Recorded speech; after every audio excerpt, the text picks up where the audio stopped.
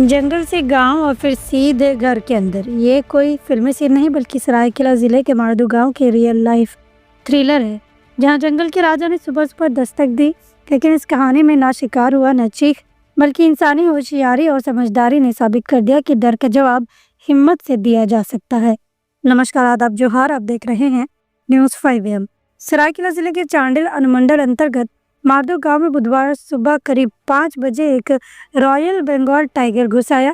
ये टाइगर उड़ीसा के Similipal tiger reserve centre से चुपचाप दलमा सेंचुरी होते हुए पश्चिम बंगाल की सीमा पार कर मारदू पहुंचा और पहुंच गया सीधे एक ग्रामीण के घर।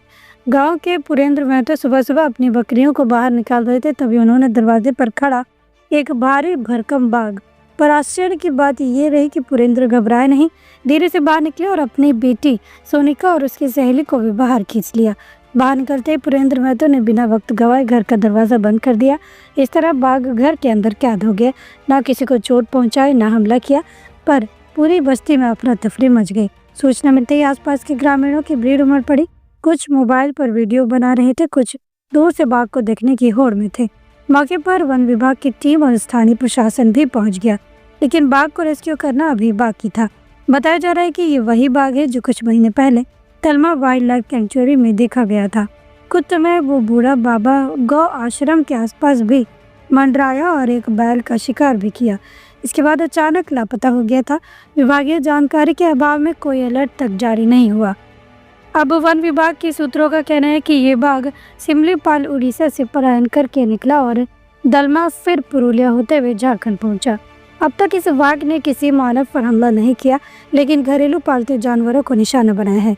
यही वजह है कि गांव वाले डरे हुए हैं, लेकिन साथ ही राहत की बात यह है कि कोई जान माल की क्षति नहीं हुई। वन विभाग की रेस्क्यू टीम को बुला लिया गया और जल्द ही एक सुनियोजित ऑपरेशन के तहत बाघ को जंगल में सुरक्षित छोड़ा जाएगा। कितना बजे घटना के तोर यहाँ इटा 4:30 बजे तो किना करे ले समय तখন আমি কৃষ্ণ ইহাটা শুনে হলো বাণীতে হ্যাঁ মোবাইলে তারপরে তারপরে ছাগের বাড়া করলেন সবাইকে হ্যাঁ সময় ছাগের বাড়াও গেছি আর তখন খলিক না বাড়াও গেছে সেই খোল্লাই ছড়ানি কেসেই এরকম জম্পিং মারিকে ঢুকি দিলা তখন আমরা দৌড়াই গেলি, তখন ভিতর ঢুকি গেলি হ্যাঁ এক রুম আর লাগাই দিলি সবাই করে। তারপরে বিগত ছড়া তখন দৌড়াই লাগলা, তখন কাঁপতে লাগলা, গুল করে লাগলাম, ওখানে গুল না করা সাইলেন্ট রহ। তারপরে ফোন মনে করলি, অমিতকে ফোন করলি, মাত্র মসজিদ গেটটা থাকে, তখন ওই হলে ফরেস্ট ফ্যাক্টরি ফোন করবো। তখন আমার 1 ঘন্টা 5:30 বাজে গেল। তখন যখন ভিতর ঢুকো তখন আমরা একদম মানে আর কোনো চারাই নিয়ে রয়েছে। তখন সবাই যখন দরজাটা ঠেলি রাখো নয় সেটাই বাড়াই দিলেন। সবাই বাড়াল বাদে মই বাড়াল তো আর छिटकिनी দিয়ে দেবেন। क्या नाम है लो ওনার पुरंदर महतो। शहरों में हम जंगल काटते हैं और गांवों में जंगल खुद चलकर घर तक आ रहा है। मारदू की यह घटना भले आज बिना खून खराबे के टल गई, लेकिन ये चेतावनी है इंसान और वन्य जीवों के बीच की सीमा जब धुंधली होती है तो ऐसी मुलाकातें आम होती जाएंगी। सवाल ये है कि हमारी व्यवस्था इनका सामना करने को तैयार है।